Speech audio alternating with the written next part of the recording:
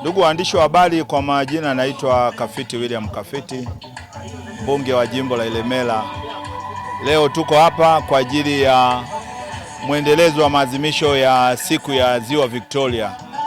Ni siku muhimu kwa sababu tumekuja ili kuona washiriki na wadau mbalimbali ambao watakuwepo kesho katika kilele chetu cha maadhimisho haya.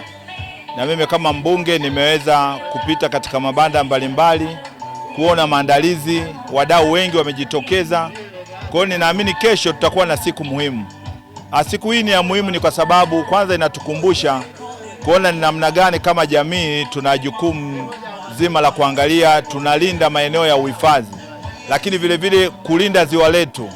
Sisi watu wa mkoa wa Mwanza na kanda ya Ziwa Victoria ndio mgodi na samaki ndio dhahabu. Kwa hiyo kama wadau wote ambao ni washiriki wa tukio hili linalofanyika kuanzia juzi, jana na kesho, tunawaomba sana, na mimi niendelee kutoa rai, tuendelee kulinda ziwa letu. Vihatarishi vya aina yoyote ambavyo vitaleta madhara sio kwa ajili yetu tu, na kwa ajili ya vizazi vijavyo.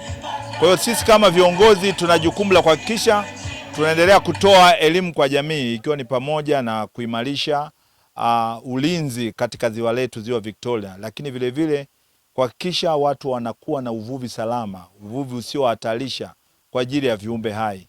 Ziwa hili tumeachiwa na wazee wetu, na sisi tumeachiwa ziwa pamoja yani kwa maana ziwa kwa maana maji pamoja na viumbe hai. Sasa sisi tuwe tukawaachia watoto wetu maji bila viumbe hai.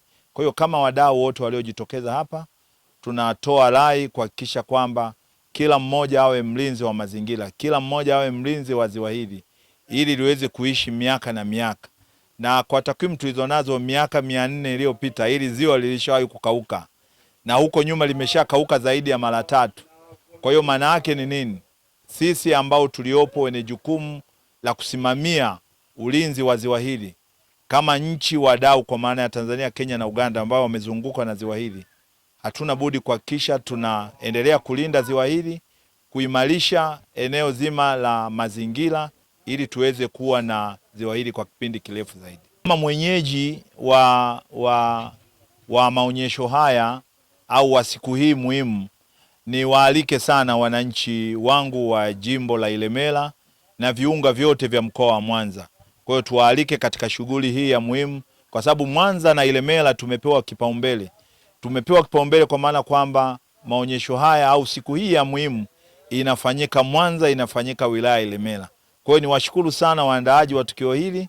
Tunawakaribisha sana kesho katika viwanja hivi vya Nyamongolo, waje kwa wingi waweze kushuhudia siku hii muhimu na ya kihistoria katika jimbo la Ilemela na mkoa wa Mwanza kwa ujumla.